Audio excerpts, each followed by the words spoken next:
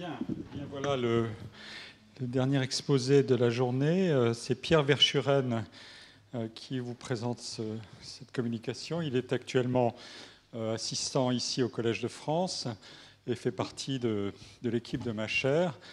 Il est historien des sciences. Il achève une thèse de doctorat à Paris 1, Panthéon-Sorbonne, qui est intitulée « Des savants aux chercheurs, la fabrique du scientifique et le métier de physicien et de chimiste en France de 1945 à 1968 ». Sa thèse, comme ses publications, explore les carrières et les institutions scientifiques et leur transformation, notamment à la faveur des coopérations, échanges et projets internationaux et à la faveur de l'organisation du travail en équipe. La cotation de la valeur scientifique dans la recherche est intrinsèquement corrélée à l'espace international, c'est l'essence même de la recherche, et selon des modalités qui évoluent beaucoup, et c'est ce que nous allons apprendre. Merci Pierre-Michel Menger pour ton introduction et pour cette opportunité. Ton introduction est d'autant plus efficace, puisque comme ça, mon accroche pourra en prendre directement le contre-pied, méchamment. Non, en fait, je voudrais commencer par une citation relevée par Micheline Charpentier dans sa biographie de Jean Perrin. Donc Jean Perrin, qui est un des premiers prix Nobel français dans les années 20. Et Micheline Charpentier recense donc en 1946, dans un rapport au comité national du CNRS qui porte sur un tout jeune chimiste qui a alors 25 ans et dont je ne donnerai pas le nom. Donc le rapporteur a écrit « N'a rien fait, point, propage des théories étrangères ». On est en chimie. C'est a priori étonnant qu'encore en 1946, il y ait une chimie française, une chimie étrangère. Donc, en 1946, là on est sur la fin d'un mouvement, d'une situation très importante dans les années 20 et 30, qui est un repli sur soi, qui est valable pour des universitaires français, qui est valable pour toutes les sciences physiques, c'est-à-dire, j'entends par sciences physiques, la physique évidemment, mais aussi la chimie, l'astronomie, la mécanique, c'est-à-dire tout ce que, administrativement, l'université française de ce moment-là place sous la coupole de la licence de sciences physiques. Donc, par exemple, sur ce repli sur soi, Dominique Pestre l'a très clairement montré pour la physique et Marie Jonaille l'a tout aussi clairement montré pour la chimie. Ça ne veut pas pour autant dire que les scientifiques français des années 20 à 40 soient xénophobes. Certains laboratoires, comme l'Institut du Radium, par exemple, de Marie Curie, s'appuient largement sur des chercheurs étrangers, voire certaines années majoritairement sur des chercheurs étrangers, en majorité issus d'Europe de l'Est. Martine Sonnet, donc, qui travaille dans le même laboratoire que moi à l'IHMC, a pu montrer que les boursiers de la Caisse nationale des sciences, c'est l'ancêtre du CNRS, entre 1933 et 1939, donc parmi ces boursiers, on avait 15% d'étrangers. Alors moi, j'ai les données pour le CNRS en 47 et en 63, et j'ai aussi ce 15% qui est d'une stabilité à toute épreuve. Et parmi les lieux de naissance des docteurs et sciences physiques, on en a aussi 15% donnés à l'étranger. Mais ça, c'est les gens qui viennent en France, ce n'est pas les Français qui partent. Et ce n'est pas non plus les gens qui font carrière en France, puisque à ce moment-là, les universitaires étant des fonctionnaires de l'État français, il faut qu'ils soient français. Il n'y a aucun moyen de contourner cela, si ce n'est ici au Collège de France. D'autre part, comme l'a montré Christophe Charles, les professeurs de faculté à ce moment-là voyagent assez fréquemment, mais ils jouent surtout un rôle d'ambassadeur, de représentant de la culture et de la science française. Donc on a une intersectionnalité de la science qui est très claire, mais qui concerne qu'un nombre réduit de personnes, des personnes, pour reprendre l'expression d'Antoine Lilti, des personnes célèbres, c'est-à-dire que ce sont des gens comme Marie Curie et Jean Perrin qui sillonnent l'Europe en faisant des conférences. Sur les 53 physiciens que Dominique Pestre place dans le groupe central, pour le citer, le groupe central de la physique française entre 1920 et 1955, excusez-moi. Donc, il a isolé les 53 physiciens les plus influents à la tête des plus grands laboratoires. Et donc, sur ces 53, 5 seulement ont séjourné à l'étranger pendant leurs années de formation, fréquentant quotidiennement un laboratoire. Donc, pour vous redire rapidement la situation dans l'entre-deux-guerres, les résultats circulent très bien à l'échelle internationale par le biais des revues. Mais ce n'est pas la même chose pour les pratiques expérimentales, puisque pour acquérir une pratique expérimentale, il faut se déplacer, il faut l'avoir fait concrètement, il faut avoir acquis les tours de main nécessaires. Et ça nécessite un temps d'apprentissage long. Or, vu qu'il y a très peu de circulation pour acquérir ces tours de main, ces dispositifs expérimentaux, et vu que ces dispositifs expérimentaux servent à valider certaines théories, les théories, vu que le dispositif expérimental est à l'étranger et qu'on ne va pas à l'étranger l'acquérir, la théorie elle-même apparaît comme étrangère. Pour le dire vite, l'expérience de l'étranger donc relève du cas exceptionnel. Ce n'est pas une étape de trajectoire professionnelle, ça relève de la cerise sur le gâteau à la fin de la carrière. Alors, les causes de ça, c'est complexe, c'est débattu, mais moi, ce qui m'intéresse et ce dont je voudrais vous parler aujourd'hui, c'est l'ouverture du bocal en 1945, à partir de 1945. Alors, évidemment, 1945, ça change énormément de choses pour les sciences physiques, la physique en particulier. Hiroshima et Nagasaki, ça suffit à vous prouver à un décideur politique quelconque que ce que vous faites est important quand vous êtes physicien. Ce n'était pas du tout aussi facile que ça dans les années 20 et 30. Où pour beaucoup d'hommes politiques, la physique relève à peu près la même chose que la philosophie. Ce sont des savants dans leur grenier. Donc après 1945, Hiroshima et Nagasaki, l'efficacité de ce qu'Alvin Weinberg en 1968 a appelé la Big Science, c'est-à-dire la constitution de gros laboratoires avec énormément de gens, des gros équipements et surtout des gros investissements financiers et humains. Donc cette Big Science, ça a prouvé son efficacité, alors évidemment l'énergie nucléaire, mais dans la conquête spatiale, dans le développement des transistors et dans celui des radars. Bref, je vais le dire rapidement, et c'est un peu ça. S'il fallait que je résume ma thèse en une phrase, le paradigme scientifique change très très peu. Pour parler comme Thomas Kuhn, on est dans la résolution de problèmes, mais tout le reste change dans ce qui fait le travail quotidien du scientifique, dans ses carrières, le système des emplois, etc. Tout le reste change. En premier lieu, grâce à la multiplication des postes d'attachés de recherche au CNRS et d'assistants de faculté, le nombre de praticiens décuple. Alors, vous voyez ici, pour faire vraiment mon historien, je vous ai pris une courbe qui est dans les archives du Bureau universitaire de statistique, qui date de 1959. Donc, voilà. On voit très clairement que le nombre d'étudiants des facultés des sciences, dès 1940, commence à croître très fortement. Alors, il n'y a pas les autres facultés sur ce graphe, mais pour vous le dire en une phrase, en 1940, l'ordre des facultés des sciences est le 3e ordre derrière la faculté de droit et la faculté de lettres en nombre d'étudiants. En 1955, il est le 1er. En 15 ans, il a dépassé le nombre d'étudiants en lettres et le nombre d'étudiants en droit. Ce qui est aussi impressionnant, c'est que ces facultés arrivent à transformer ce début de massification, avant les autres corps facultaires, arrivent à le transformer en nombre de chercheurs. Alors ici, vous avez la croissance du nombre de doctorats et sciences sur tout le territoire français.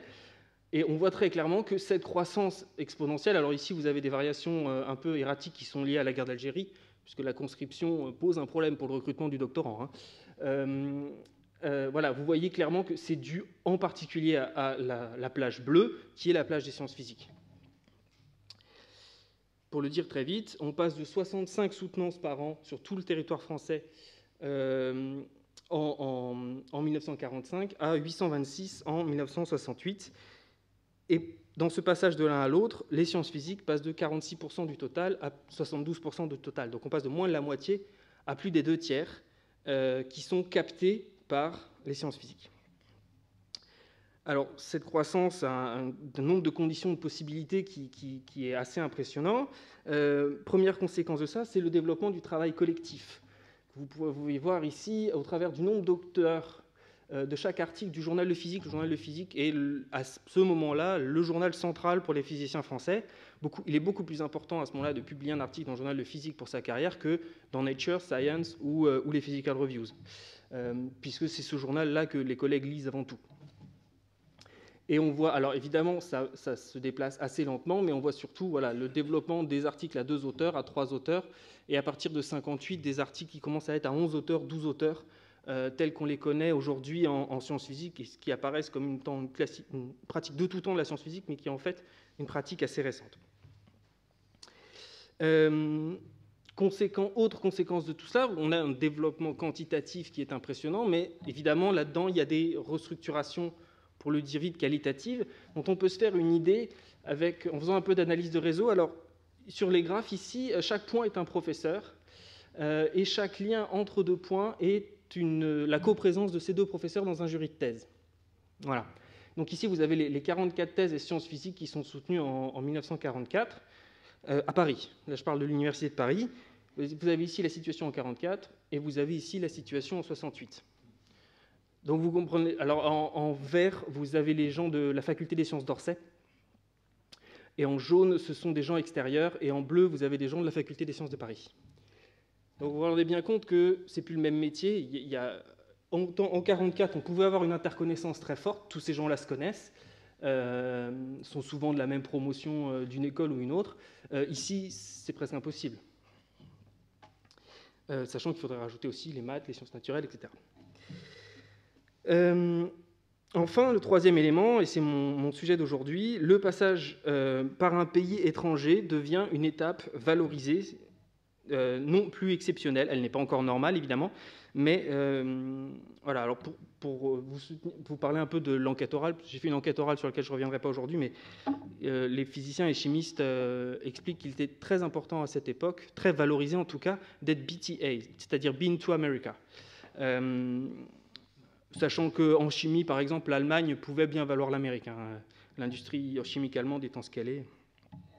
Voilà, alors ici, vous avez des statistiques qui sont issues de Open Doors, qui est un rapport annuel publié par l'Institute of International Education américain à partir de 1950. Alors, les données sont difficiles à utiliser parce que c'est le résultat de questionnaires qui sont envoyés aux institutions, elles répondent parfois ou non, et elles classent les étudiants français en undergraduates ou en graduate students, ce qui n'a pas grand sens en fait pour la nomenclature française de l'époque, donc on ne sait pas vraiment qui sont ces étudiants. En plus, il y a une séparation entre physical science et engineering qui a un sens un peu différent en France. Donc les polytechniciens, par exemple, sont un coup en engineering, un coup en sciences physiques. Mais dans tous les cas, on voit clairement une augmentation du nombre d'étudiants à aller aux États-Unis, alors en particulier engineering avec le rôle des grandes écoles. Et c'est d'ailleurs une courbe qui suit aussi les sciences sociales. Pour faire plaisir à Yann, j'ai mis la courbe des sciences sociales sur ce graphe, et les courbes sont presque parallèles. Alors, comment ça marche, ce changement de rôle de l'internationalité? Alors, ça marche avant tout parce que l'internationalité est, dans l'immédiate après-guerre, perçue comme un levier de rattrapage scientifique. Et ce levier de rattrapage scientifique, parce qu'il faut bien comprendre que le monde universitaire français a été en un certain sens coupé en deux entre ceux qui sont restés en France, donc qui sont restés isolés pendant 4, 5, 6 ans de la production mondiale scientifique, ne recevant plus, par exemple, les revues scientifiques américaines ou britanniques, et ceux qui sont partis, qui ne sont pas aussi nombreux que ce que la mémoire scientifique pourrait laisser penser, mais ceux qui sont partis pendant, pareil, 4, 5 ou 6 ans, qui ont vu d'autres modes de fonctionnement, et surtout qui valorisent cela très fortement en revenant. Alors, pour ceux qui sont partis, le principal courant, si vous voulez, c'est ce que Diane Dosso a appelé le plan de sauvetage des scientifiques français, qui est organisé par la Fondation Rockefeller. Alors, ça permet le départ vers les pays alliés de scientifiques reconnus comme menacés par les nazis. Et ça permet la fondation d'un bureau scientifique de la France libre en 1941 à New York. Pour vous donner une idée des quantités impliquées, ce bureau scientifique de la France libre comporte 35 personnes. C'est tout. Et dans ces 35 personnes, il y a 14 physiciens et chimistes. Voilà. Pourquoi ? Parce que la Fondation Rockefeller concentre son action sur des scientifiques à la fois reconnus et, pour parler comme elle, qui ont des espérances. C'est-à-dire, typiquement, le scientifique, maître de conférence, c'est-à-dire dans le vocabulaire d'aujourd'hui, professeur de deuxième classe, donc qui est suffisamment jeune pour pouvoir tenir le choc du voyage et dont on espère plus tard qu'il pourra développer des choses intéressantes. Le scientifique de 20 ans les intéresse très peu. Le scientifique de 60 ans, il faut qu'il soit prix Nobel, clairement. Par exemple, Marc Bloch les intéresse, mais pas tant que ça. Donc, il n'est pas parti. Sachant que l'appui de la Fondation Rockefeller est très important pour obtenir un visa, puisque les États-Unis n'ont pas donné des visas à toutes les personnes qui voulaient venir. Il y a surtout une personne qui est très importante pour nous, là c'est la dimension historienne où je vais tout vous concentrer sur un individu, celui ici à gauche, Pierre Auger, qui part justement avec ce dispositif de la Fondation Rockefeller. Alors il est normalien, docteur en sciences, etc. Il quitte la France en octobre 1941 parce qu'il a été signataire du comité de vigilance, de l'appel aux intellectuels pour le comité de vigilance antifasciste.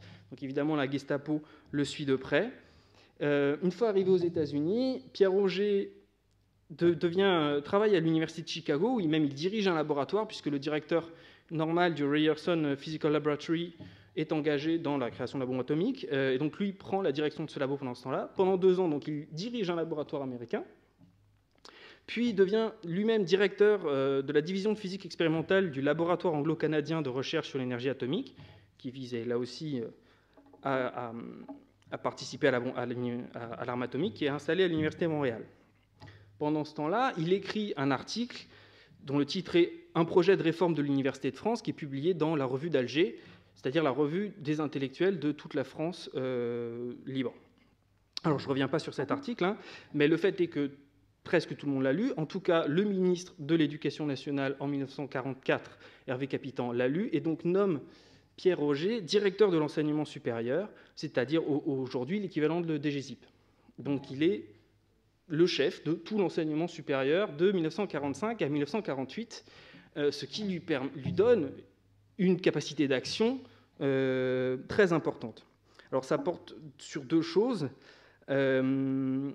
Déjà, à ce poste-là, Auger peut... Alors, il n'a pas beaucoup d'argent, mais il peut protéger les jeunes partis à l'étranger et vérifier que ça ne leur porte pas préjudice au moment de la nomination des maîtres de conférences. Dans cette période-là, juridiquement, la nomination des maîtres de conférences ne se joue pas à l'échelle de la faculté, mais à l'échelle du ministère. Donc, pour être nommé, il faut pouvoir faire campagne à la faculté, puisque comme ça, on a des appuis de la faculté, mais aussi en partie au ministère. Et c'est ce qui limite le voyage à l'étranger, c'est que on affaiblit ses chances d'avoir un poste, en fait. Mais Auger a ça en tête et donc peut défendre des gens qui sont partis. Ça, c'est la première chose. Et la deuxième chose, il donne assez libéralement des autorisations d'absence. On est extrêmement longtemps avant l'autonomie des universités. Même un assistant de faculté, s'il veut s'absenter, s'il veut partir à l'étranger, a besoin d'une autorisation du ministre lui-même. Alors qu'il lui est présenté par la direction générale. Mais donc, pour peu que la direction générale ne soit pas de bonne volonté, les gens ne partent pas. Donc, je voudrais citer moins longuement 2 autres cas.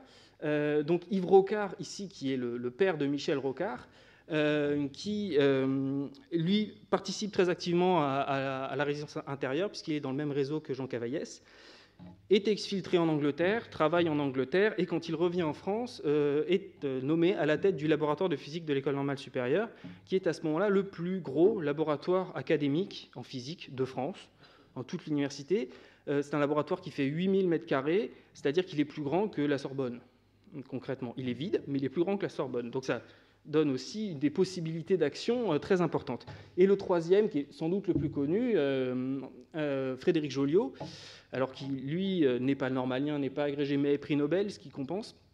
Il est professeur ici même, au Collège de France. Il dirige le CNRS à la Libération, puis le commissariat à l'énergie atomique.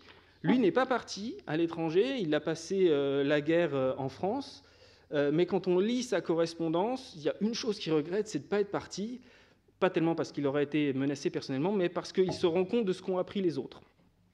Donc de la tête du CNRS, il connaît extrêmement bien Pierre Auger. Vous voyez que ces gens-là sont de la même génération, à 2 ans près, et Joliot et Auger se connaissent depuis qu'ils ont 20 ans.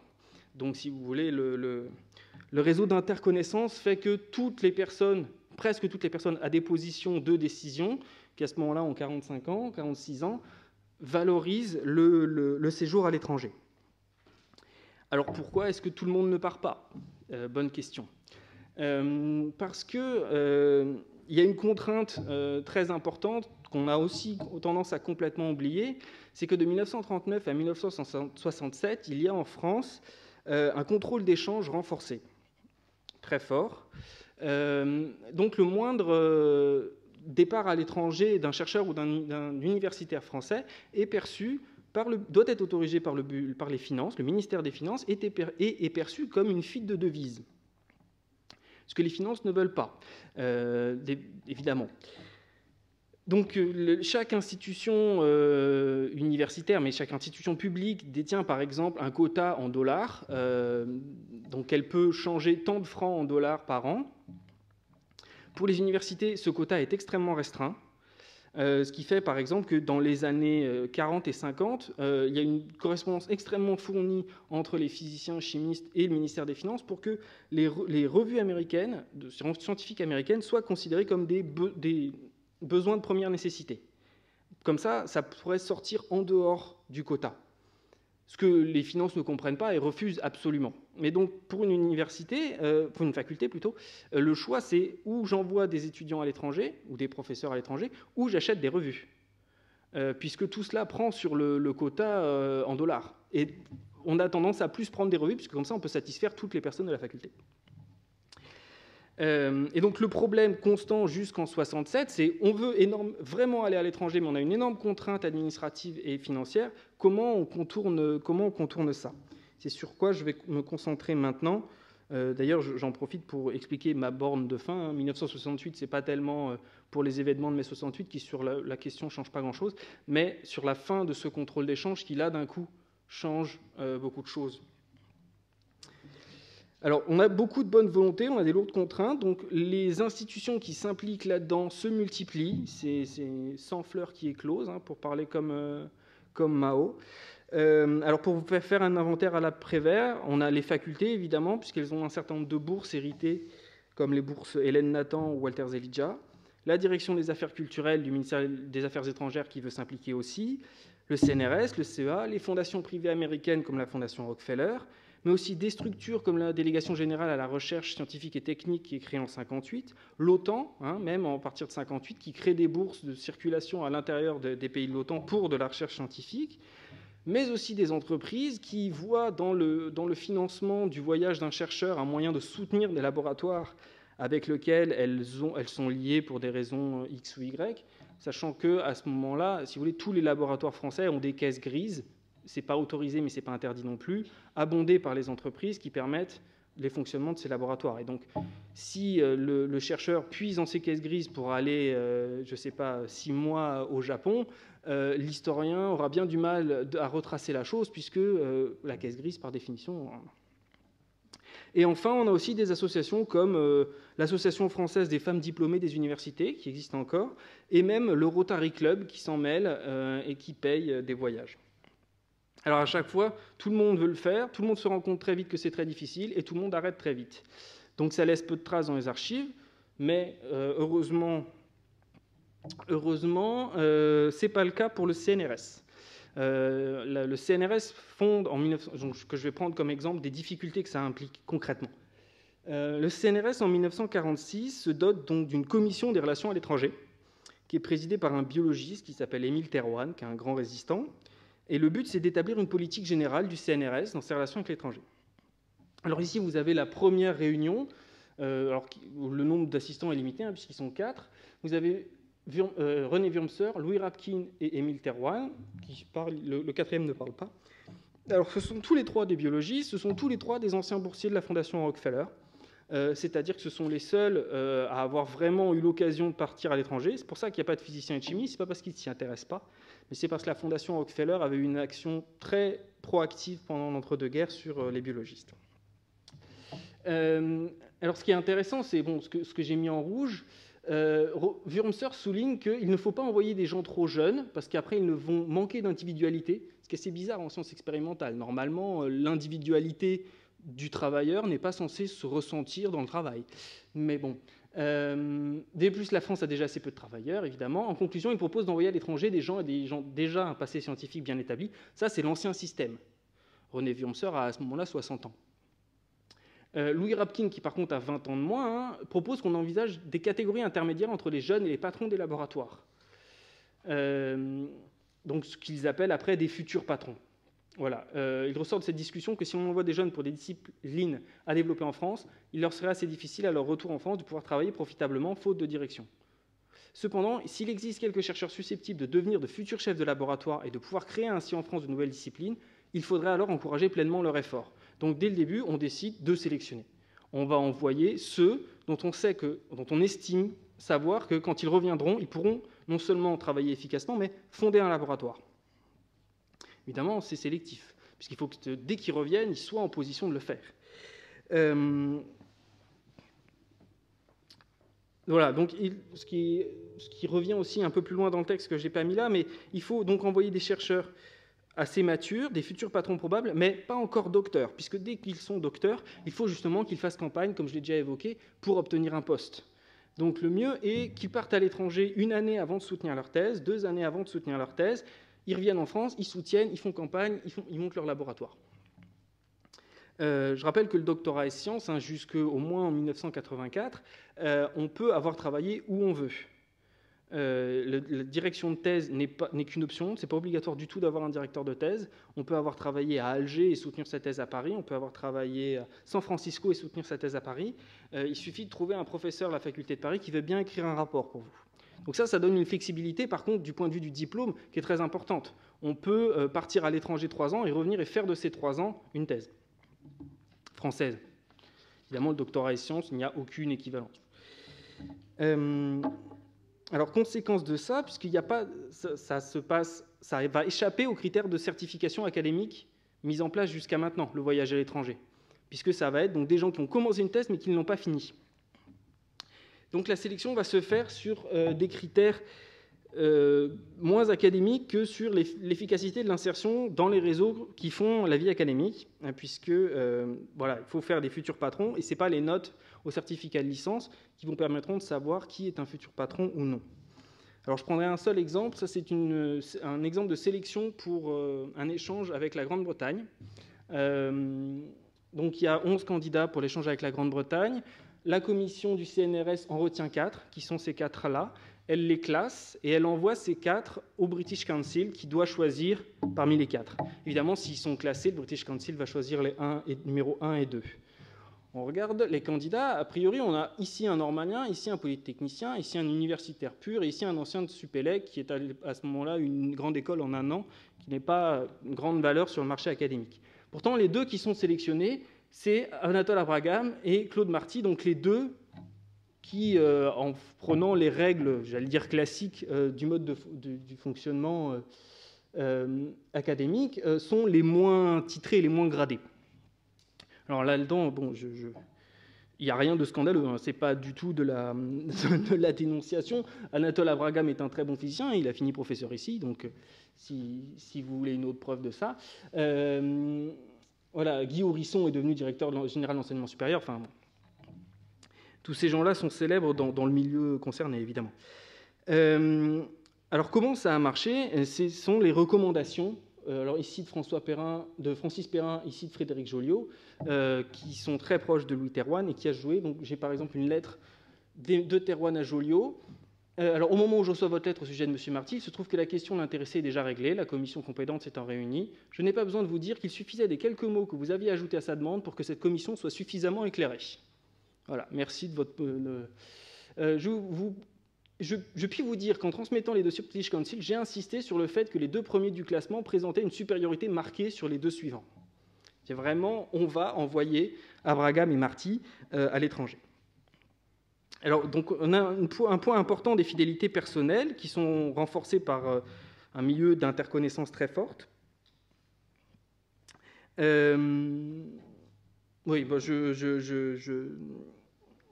mais voilà, enfin, si vous voulez, il y a un milieu d'interconnaissance très fort, des contraintes financières, elles aussi très fortes, donc forcément, dans ces cas-là, les critères purement académiques passent, pour ainsi dire, à la trappe. Ce qui est intéressant avec l'accord britannique, c'est que c'est la première idée pour contourner le contrôle d'échange.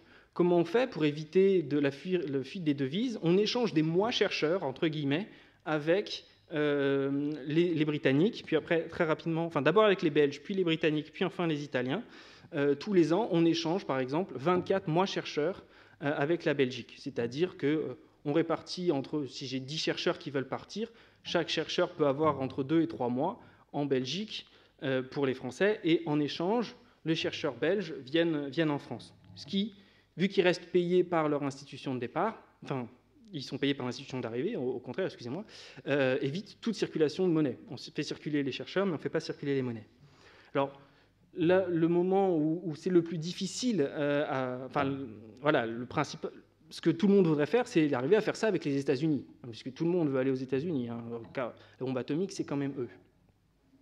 Alors ici, vous avez une lettre d'Alfred Kassler, donc qui est un physicien, à Émile Thérouanne, et qui explique que c'est des États-Unis que nous avons le plus à apprendre pour acquérir des techniques nouvelles. Alors, le problème, c'est que nos capacités à y aller seront bientôt complètement bloquées par notre pénurie en dollars.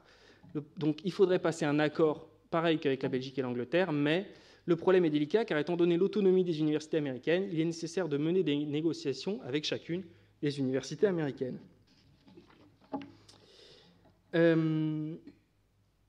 Comment résoudre le problème? Heureusement, les Américains aussi ont des gros problèmes de devises, sur lesquels je vais revenir dans 2 secondes, puisque ce programme va se mettre en place. Ça s'appelle le programme Fulbright, qui existe encore aujourd'hui. Avant d'aller plus loin et de m'intéresser au programme Fulbright, je voudrais finir sur cette commission. La commission du CNRS est supprimée en 1950, avec toutes les autres commissions du CNRS. Et le voyage à l'étranger est bureaucratisé à ce moment-là et rationalisé, c'est-à-dire qu'il ne relève plus d'une commission indépendante, mais il relève des commissions disciplinaires. Si vous êtes dans la commission de physique corpusculaire, que vous voulez aller à l'étranger, vous demandez à la commission de physique corpusculaire qui vous financera ou non votre voyage à l'étranger. Vu que les archives de ces commissions sont sans doute à Fontainebleau et que les archives de Fontainebleau s'effondrent, je n'ai pas pu avoir accès à ces documents. Mais donc le fait que ce soit intégré aux commissions montre que le voyage à l'étranger est intégré et normalisé, si vous voulez. Ça devient classique, et c'est parce qu'on est bon scientifique évalué par la commission qu'on pourra aller à l'étranger. Ce n'est pas parce que Émile Thérouanne a bien voulu que vous alliez à l'étranger. Qui est quelqu'un de très bien, hein, je répète encore. Donc le programme Fulbright. C'est le plus important de tous ces programmes bilatéraux. Haynes Johnson, et Bernard Gertzmann en parlent de la plus grande et la plus significative circulation de savants depuis la chute de Constantinople en 1453. Alors là, évidemment, il y a beaucoup de publicité, de marketing sur ce programme Fulbright, qui est avant tout un instrument diplomatique, pensé comme tel par les États-Unis, beaucoup plus qu'un instrument scientifique. Mais j'ai pu aller voir leurs archives à l'Université de l'Arkansas grâce à un financement du programme Alliance, que je remercie, et du Collège des écoles doctorales de mon université, Paris 1, que je remercie aussi.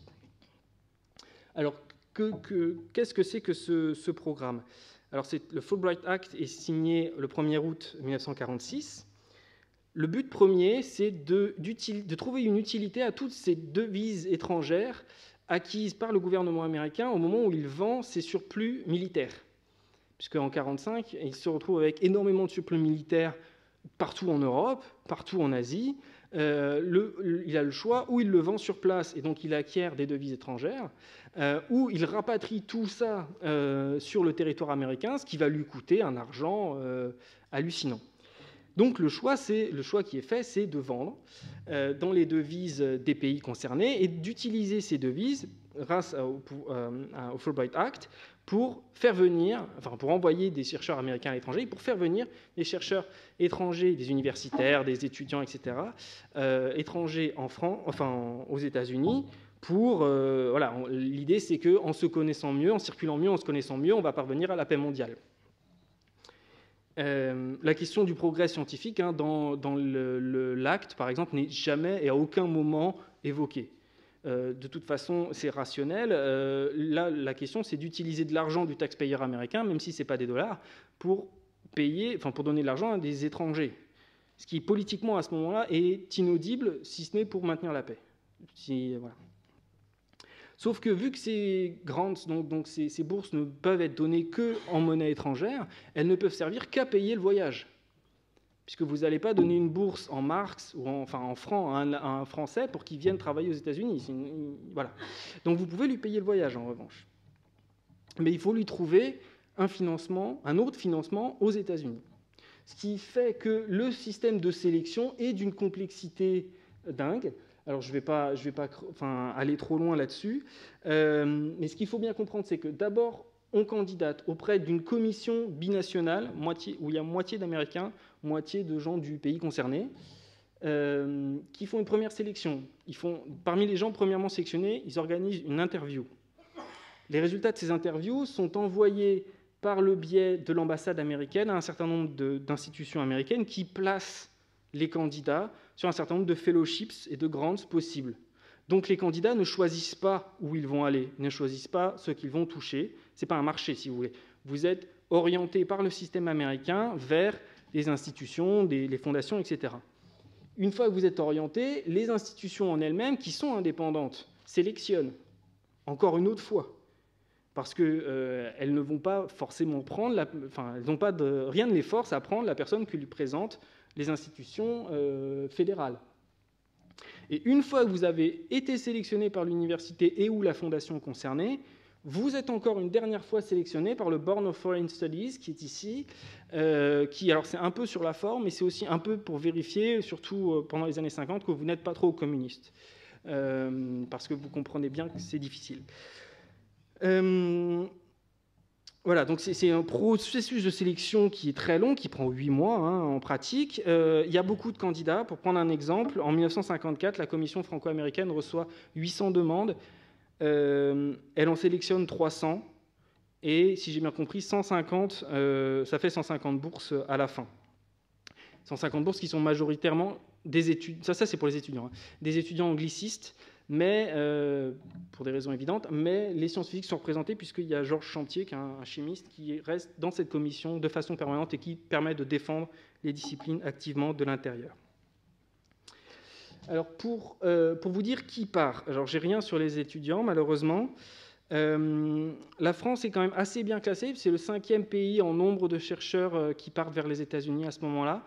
Alors, derrière, 125... Voilà, j'ai trouvé 125 research scholars qu'on peut classer en sciences physiques, pour aller vite, qui partent aux États-Unis. Ça vous classe 5e. Donc derrière le Royaume-Uni, 511, bon, la proximité linguistique joue énormément, évidemment. Et 3 autres pays qui ont plus de fonds disponibles que la France, pour des raisons à la fois diplomatiques et militaires, puisque ce sont l'Allemagne, le Japon et l'Italie. Vous imaginez bien que dans ces 3 pays, il y a plus de surplus militaire à vendre qu'il n'y en a en France, puisque ce sont les 3 pays vaincus, et que non seulement il y a plus de surplus militaire à vendre, donc il y a plus d'argent, mais en plus il y a un plus fort intérêt diplomatique à faire venir des Allemands aux États-Unis que faire venir des Français aux États-Unis. Donc on pourrait se dire que voilà, les 125 Français, ça fait 6,1% du total, c'est pas excellent, mais en même temps, les 4 autres qui sont devant bénéficient de conditions que dans la France ne peut pas... On ne va pas regretter d'être dans le camp des gagnants. Enfin, voilà. Alors, en plus, bon, il y a des variations en fonction de la diplomatie. Qu'est-ce qu'on remarque? C'est qu'on part surtout, de façon assez constante, donc des gens du grade assistant et attaché de recherche, ce qu'aujourd'hui on appellerait des doctorants, ce qu'à l'époque on appelait des thésifs, ce qui pouvait se faire ou assistant à la faculté ou attaché de recherche au CNRS, chef de travaux et chargé de recherche, donc juste après la soutenance. Si vous voulez, pour le dire dans un langage contemporain, en vert, vous avez les doctorants, et en rouge, vous avez les jeunes docteurs, qui sont un peu là en postdoc. Les 3/4 de ces gens sont en fait du CNRS, relèvent en réalité du CNRS. Ce que vous avez en bleu et en violet, en bleu et en jaune, excusez-moi, qui sont les professeurs et maîtres de conférences, et aussi maîtres de recherche, directeurs de recherche, c'est en fait la continuation de l'ancienne pratique de l'entre-deux-guerres, où on fait voyager des célébrités. Et là, le programme Fulbright joue aussi complètement. D'ailleurs, la source qui permet de tracer ce graphe donne aussi une indication sur ce que font les gens. Et donc, les assistants et chefs de travaux font à 100% de la recherche, alors que les professeurs et maîtres de conférences sont 18 professeurs sur 44 déclarent ne pas vouloir faire de recherche. Ils sont là uniquement pour faire du lecturing, pour prononcer des conférences. Voilà, ça c'est le modèle de l'échange. L'autre principal modèle qui permet de défendre une internationalité sans avoir à se soumettre à ces questions de contrôle d'échange, c'est de faire venir l'étranger à la maison, pour le dire vite. Alors, il y a déjà un énorme grant de $100 000 qui a été donné au CNRS par la Fondation Rockefeller pour organiser une série de conférences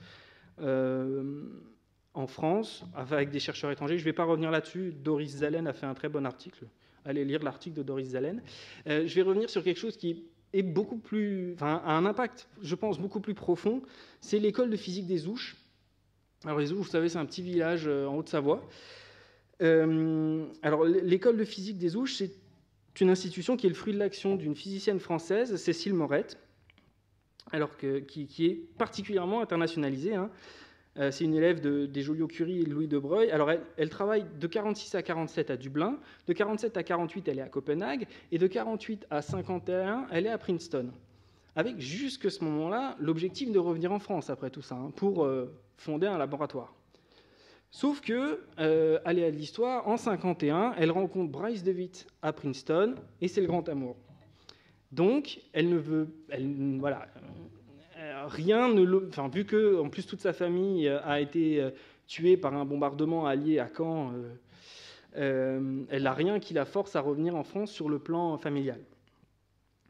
Donc, elle décide de rester aux États-Unis, mais elle veut quand même faire quelque chose pour la France. Hein, c'était quand même un sacré personnage.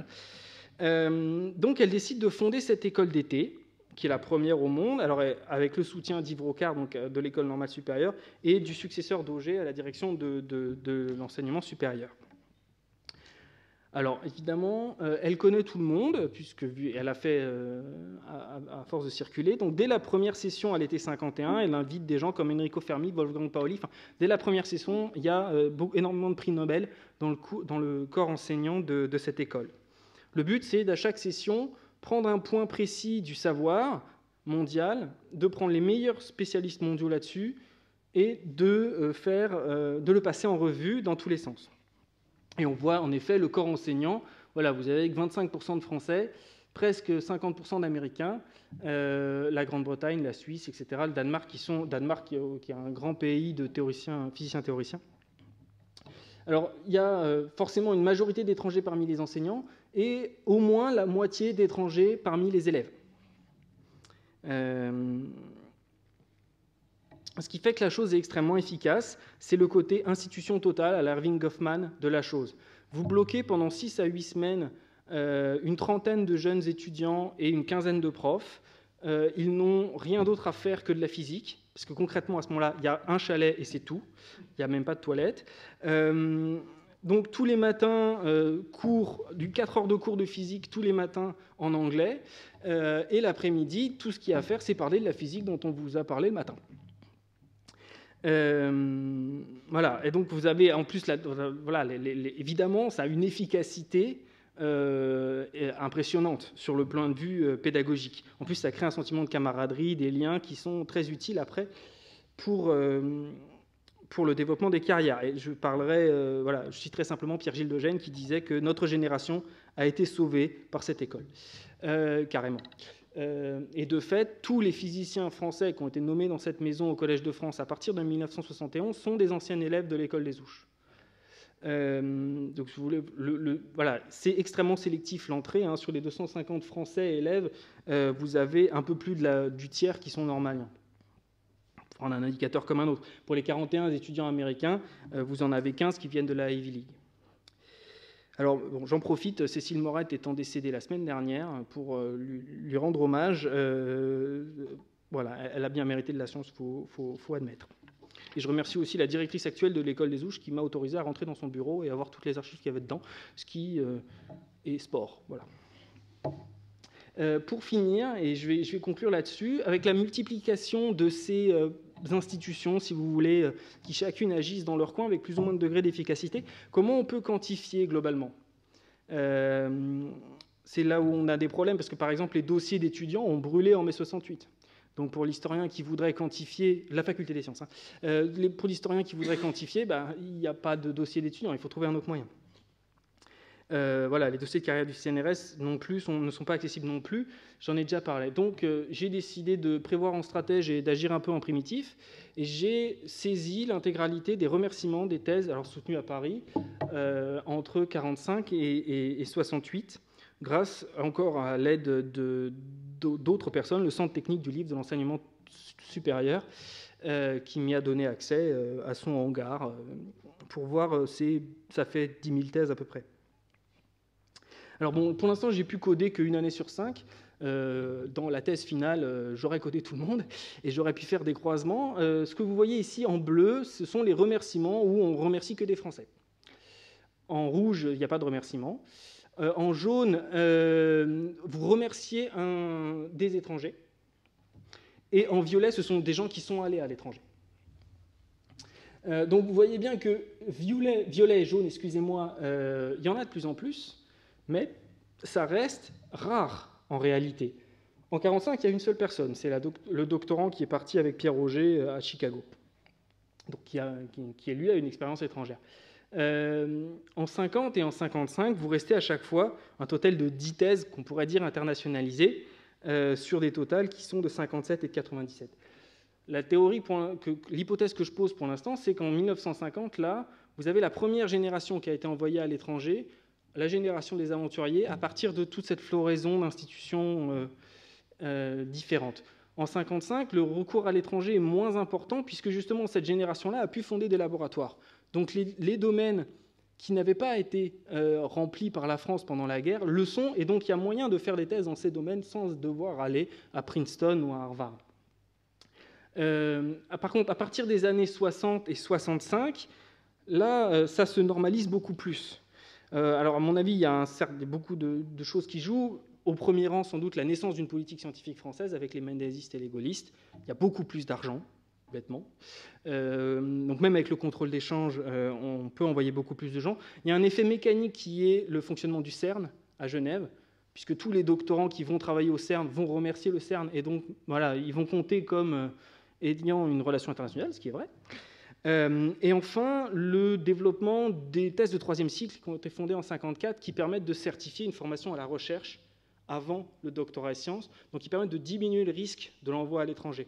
Si la thèse de troisième cycle qui est obtenue au bout de 2 ans de travail et non de 5 ou 6 comme un doctorat et sciences est bonne, on peut envoyer à l'étranger sans prendre de risque. Voilà. Donc pour conclure, malgré tout, voilà, l'internationalité s'est normalisée, elle est en voie de rationalisation, elle n'est pas pour autant banalisée, tant l'accès reste limité et compétitif, sans doute tout autant socialement que du point de vue du genre, mais pour ça, il faudrait que je finisse le codage pour pouvoir vous le prouver. Pour le parler un peu comme Antoine Milty, elle passe d'une prérogative de la célébrité à celle d'une prérogative de la bonne réputation, en un certain sens, de gens qui se connaissent en interne. Elle s'affirme ainsi comme un nouveau principe de hiérarchisation, une nouvelle dimension, une nouvelle composante, si vous voulez, de ce qui fait le scientifique talentueux et prometteur, alors même que l'enjeu qui l'a fait naître, du rattrapage de la science française, qui a provoqué cette transformation, lui, il disparaît. Je vous remercie.